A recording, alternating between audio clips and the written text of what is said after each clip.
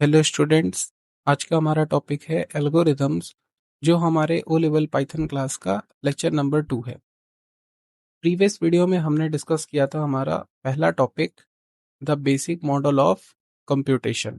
ठीक है, तो आज का टॉपिक है हमारा टॉपिक नंबर 2, एल्गोरिदम्स। तो सबसे पहले समझते हैं एल्गोरिदम होता क्या है। ठीक है, व्हाट इज एल्गोरिदम। तो algorithm is a step by step procedure और set of rules design to solve a specific problem. मतलब किसी भी प्रॉब्लम को सॉल्व करने के लिए हम जो step by step procedure follow करते हैं, जो हम क्या करते हैं, जो हम एक सॉल्यूशन निकालते हैं कि हम उस प्रॉब्लम को कैसे सॉल्व करेंगे। तो वो जो रूल, वो सॉल्यूशन जो हम बना रहे हैं, वो सब क्या है, एक एल्गोरिदम है। ठीक है, तो किसी भी प्रॉब्लम को सॉल्व करने के लिए जो हम सॉल्यूशन बनाते हैं, अगर मैं उसको step by step note down करता हूँ तो वो क्या है, मेरा एक एल्गोरिदम है। ओके, या हम दूसरी डेफिनेशन देखें तो होगा step by step textual representation of program is known as a algorithm. मतलब किसी भी प्रोग्राम का, किसी भी प्रॉब्लम सॉल्विंग अप्रोच का step by step textual representation. Textual representation मतलब कि simple English language, simple text में आप क्या कर रहे हो, उसको डिफाइन कर रहे हो और स्टेप बाय स्टेप है। ठीक है, तो step by step textual representation of any program is known as a algorithm. तो किसी भी प्रोग्राम, किसी भी प्रॉब्लम सॉल्विंग स्टेटमेंट्स को हम क्या करते हैं, step by step textually represent करते हैं, बिना किसी कोडिंग या बिना किसी प्रोग्रामिंग के हम उसको रिप्रेजेंट करते हैं सिंपल इंग्लिश लैंग्वेज में, तो उसको हम बोलते हैं एल्गोरिदम। ठीक है, एल्गोरिदम को हम इस तरीके से भी डिफाइन कर सकते हैं, जैसे हम एक मैगी का पैकेट लाते हैं, तो मुझे मैगी बनाना है, उसके लिए क्या होता है, कंपनी ने क्या कर रखा है, उसके पीछे इंस्ट्रक्शंस दे रखी हैं, जिसको उन्होंने क्या करा है, स्टेप बाय स्टेप दे रखा है। जैसे स्टेप 1, स्टेप 2, स्टेप 3, क्या क्या काम करना है मुझे। पहले मैगी को हम ब्रेक करेंगे, फिर वाटर ऐड करेंगे, टेस्ट मेकर ऐड करेंगे, फिर उसको बॉईल करेंगे, बॉईल करने के बाद उसमें जो भी हमको ऐड करना होगा ऐड करेंगे, फिर हम सर्व करेंगे। ठीक है, तो बेसिकली इन्होंने क्या करा, 3 स्टेप में इसको डिफाइन किया कि हम कैसे मैगी बनाएंगे। तो मैगी बनाना एक टास्क था, उस टास्क को करने के लिए यहाँ पर क्या किए गए, स्टेप्स डिफाइन किए गए, वो स्टेप्स क्या कहलाएंगे, एल्गोरिदम कहलाएंगे। ठीक है, एल्गोरिदम और भी एग्जांपल हम ले सकते हैं, जैसे एल्गोरिदम का यूज होता है हमारे, जैसे जीपीएस नेविगेशन है, यहाँ पर भी एल्गोरिदम लगता है। जीपीएस नेविगेशन सिस्टम में क्या होगा, आपके एक पॉइंट ए से लेकर एक पॉइंट बी तक क्या रहता है, अगर आप सेलेक्ट करते हो कोई डिस्टेंस, तो उसमें वो सबसे शॉर्टेस्ट पाथ फाइंड करता है। तो उसके लिए भी एक एल्गोरिदम लिखा गया है कि कैसे वो शॉर्टेस्ट पाथ फाइंड करेगा, तो वहां पर भी एल्गोरिदम यूज हो रहा है। ठीक है, दूसरा, हम म्यूजिक रिकमेंडेशंस को देखते हैं, जैसे हम स्पॉटिफाई पे म्यूजिक सुनते हैं, तो जिस तरह का गाना सुनते हैं उसी तरीके का गाना वो सजेस्ट करता है हमको। यूट्यूब पर वीडियोस इसी तरह की आती है, तो उनके सबके पीछे क्या होता है, कि एल्गोरिदम होता है, एक रूल होता है। ठीक है, ऐसे ही हमारे सर्च इंजन में क्या होता है, कि कोई भी वेबसाइट होती है, उसकी रैंकिंग क्या होता है, रैंकिंग एल्गोरिदम के अकॉर्डिंग रहती है, कि हम कुछ सर्च करेंगे, वो हजारों लाखों पेजेस में से किसी एक वेबसाइट को टॉप पर रखेगा। ठीक है, तो ये इसके लिए एक एल्गोरिदम है, जो कि हम सर्च इंजन एल्गोरिदम बोलते हैं। तो आप समझो कि ये सारी चीजें क्या हैं, एल्गोरिदम पर काम करती हैं, कि बैकग्राउंड में कैसे उस टास्क को एग्जीक्यूट करा जा रहा है, उसका एक सॉल्यूशन। ठीक, अब मैं यहाँ पर एक प्रैक्टिकल एग्जांपल लेता हूँ। जैसे मुझे बोला जा रहा है algorithm to exchange values of two variable. Let us suppose that कि हमारे पास दो वेरिएबल हैं, ए एंड बी, जिनकी वैल्यू है, ए की वैल्यू है 10 और बी की वैल्यू है 20। अगर मुझे कहा जाए कि ए की वैल्यू जो 10 है, इसको आप क्या कर दो, इसको कर दो 20, और जो बी की वैल्यू है इसको कर दो 10। मतलब आपस में इन दोनों की वैल्यू को हम क्या करें, इंटरचेंज कर दें।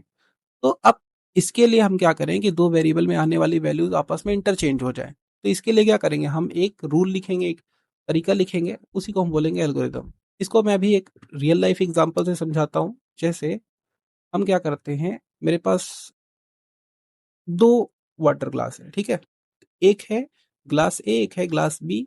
ग्लास ए में रेड कलर का वाटर है, ग्लास बी में ब्लू कलर का वाटर है। ठीक है, अगर हमसे बोला जाए कि जो रेड कलर का वाटर है उसको आप ग्लास बी में कन्वर्ट ट्रांसफर कर दो, जो ब्लू कलर का वाटर है उसको ग्लास ए में ट्रांसफर कर दो। तो इसको करने के लिए हम क्या करेंगे, हमेशा क्या करेंगे, कि ये दोनों डेटा ट्रांसफर हो जाए। तो इसके लिए हम क्या करते हैं, एक तीसरा ग्लास ले लेते हैं, टेम्प्रोरी, यहाँ पे मैंने टेम्प नाम का यहाँ पे तीसरा ग्लास लिया जो कि खाली है। ठीक है, सबसे पहले हम क्या करेंगे, ये जो ग्लास ए में रेड वाटर है, इसको हम क्या करेंगे, ट्रांसफर करेंगे हमारे टेम्प वाले इम्पटी ग्लास में, खाली ग्लास में ट्रांसफर कर दिया। तो अब क्या हुआ, इसकी जो स्टेट हुई ये खाली हो गई, मतलब अब इस ग्लास में कुछ भी नहीं, क्योंकि सारा वाटर मैंने इस खाली ग्लास में ट्रांसफर कर दिया। अब ये जो ग्लास बी में जो ब्लू कलर का वाटर है इसको हम ट्रांसफर करेंगे अगेन किसमें, ए में। अब ए फिर से भर गया लेकिन अब बी खाली हो गया। और फिर लास्ट में क्या करेंगे, जो हमने टेम्प में रखा था ए वाला वाटर, रेड वाला वाटर, इसको अगेन लाकर कहाँ रख देंगे, किसमें, बी में। तो इससे क्या हुआ कि ए का वाटर बी में गया, ए का वाटर टेम्पोरी में गया, है ना, बी में चला गया, और बी का जो था वाटर वो ए में चला गया। और जैसे ही बी खाली हुआ हम क्या कर रहे हैं, इस टेम्पोरी का जो वाटर था हमने इसको इसमें इम्प्लीमेंट कर लिया। तो बेसिकली हम क्या कर रहे हैं कि दोनों की वैल्यूज को चेंज कर रहे हैं विद द यूजिंग ऑफ एक टेम्पोरी कंटेनर। ठीक है, टेम्पोरी कंटेनर, टेम्पोरी ग्लास की मदद से हमने क्या करा, दोनों के वैल्यूज को क्या कर लिया, स्वाइप कर लिया। अभी जैसे मैंने एक ये प्रॉब्लम बताई कि मुझे दो वेरिएबल को एक्सचेंज करना था, दो वेरिएबल की वैल्यू, तो मैंने उसका एक सॉल्यूशन निकाला। मैंने बताया कि जैसे हम ग्लासेस में करते हैं वैसा हम क्या कर सकते हैं, कुछ ऐसा करें तो डेटा चेंज हो जाएगा। अब इसी चीज को मैं क्या करता हूँ, टेक्सचुअली रिप्रेजेंट करता हूँ, तो वो बन जाएगा एल्गोरिथम। जैसे इस तरीके से यहाँ पे मैं स्टेप बाय स्टेप लिखूंगा। जैसे सबसे पहले step 1 start, step 2 input two variables A B, हमने दो वेरिएबल ले लिए।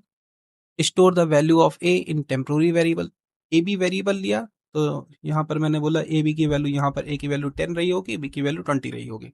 ठीक है, मैंने बोला कि आप क्या करो, value of A in temporary variable T, मतलब कि ए की जो वैल्यू है इसको क्या करो, टी नाम के जो वेरिएबल है उसमें स्टोर कर दो। तो इस तरह से देखो टी इक्वल टू ए, तो अब टी की जो वैल्यू हो जाएगी वो 10 हो जाएगी। और ए, फिर अगेन स्टेप क्या करेंगे, हम बोलेंगे assign the value of A to B, assign the value of B to A. मतलब अब क्या किया हमने, यहाँ पर अगर आप देखो, हमने बोला कि ए इक्वल टू 10 था, बी इक्वल टू 20 था, हमने एक टी नाम का वेरिएबल बनाया जिसमें हम क्या कर रहे हैं, ए असाइन कर रहे हैं। तो ए की वैल्यू आ गई टी में, अब ए खाली है तो हम क्या करेंगे, बी की वैल्यू ले जाएंगे ए में स्टोर करेंगे। तो हम यहाँ पर बोल रहे हैं कि जो बी की वैल्यू इसको ए में स्टोर कर दो।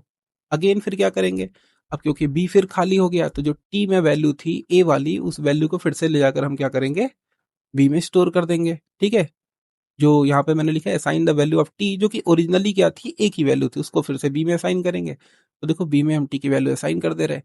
फिर print the new values from values of A and B, तो जो अब नई वैल्यूज आ रही हैं ए एंड बी की, उसको हम क्या करेंगे, प्रिंट करेंगे और हमारा प्रोग्राम बंद कर देंगे। तो हमने यहाँ पर वही जो हमने इस बगल में सिखाया तुम्हें, इसके पहले स्लाइड्स पे दिखाया कि हम कैसे ग्लास के वाटर को एक्सचेंज कर रहे हैं with the help of temporary glass. तो वैसे यहाँ पर हम एक टेम्प्रोरी वेरिएबल बना रहे हैं जो क्या कर रहा है, दोनों की वैल्यूज को स्वैप करने में हेल्प कर रहा है। और ये सारी चीजें मैंने टेक्सचुअली स्टेप बाय स्टेप यहाँ पर लिख दिया है, टोटल 7 स्टेप्स में। तो ये बन गया क्या, हमारा एल्गोरिदम, एल्गोरिदम। ठीक है, तो हमने समझा कि एल्गोरिदम होता क्या है, और हमने एक एग्जांपल देखा। ऐसे और भी एग्जांपल्स हैं, वो मैं आगे करा देता हूँ। पहले कुछ हम लोग देखते हैं इसके कैरेक्टरिस्टिक। जब भी हम एल्गोरिदम लिखेंगे तो किन किन चीज़ों का ध्यान रखना है हमें, सबसे पहले हमें ध्यान देना है, या फिर एक अच्छे एल्गोरिदम में क्या क्या चीज़ें होती हैं, वेल डिफाइंड इनपुट आउटपुट, कि आप एल्गोरिदम के अंदर जो आप इनपुट या आउटपुट बना रहे हो उसको एकदम अच्छे तरीके से आप डिफाइन करो। मतलब कि जितने इनपुट आउटपुट है आप पहले से बता दो। जैसे मैंने बोला ए था, बी था और टी था। ठीक है, तो हम यहाँ पर क्या करें, दो वेरिएबल लिए जिनके अंदर इनपुट ले रहे हैं, एक टेम्पोररी वेरिएबल जो हम आगे यूज करेंगे। तो आप अच्छे से अपना इनपुट आउटपुट डिफाइन कर दो। दूसरा आता है डेफिनेटनेस। डेफिनेटनेस का मतलब होता है कि आप जो वर्ड बोल रहे हो, जो भी इसके अंदर में कमांड दे रहे हो इस एल्गोरिदम में, वो क्या होना चाहिए, एकदम फिक्स होना चाहिए। जैसे क्लियर होना चाहिए बेसिकली। मैं ये नहीं बोलूंगा कि ए इक्वल टू आप एक वैल्यू ले लो, कोई भी वैल्यू ले लो। तो कोई भी वैल्यू का मतलब ऐसा नहीं कि कोई यूजर 5 भी ले सकता है, 6 भी ले सकता है, ऐसा नहीं। तो आप वहां पर बताओ ए इक्वल टू क्या है, 5। तो ये एक फिक्स स्टेटमेंट है ना, डिफाइन करा आपने। तो ये होना चाहिए।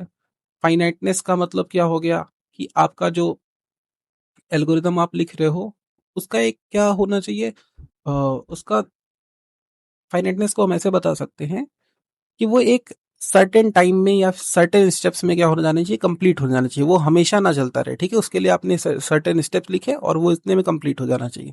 तो इसी को बोलते हैं फाइनाइटनेस। इफेक्टिवनेस का मतलब क्या है, कि आप एल्गोरिदम लिखने का मतलब ये नहीं है कि आप हर एक लाइन लिख रहे हो जो आप सोच रहे हो, है ना।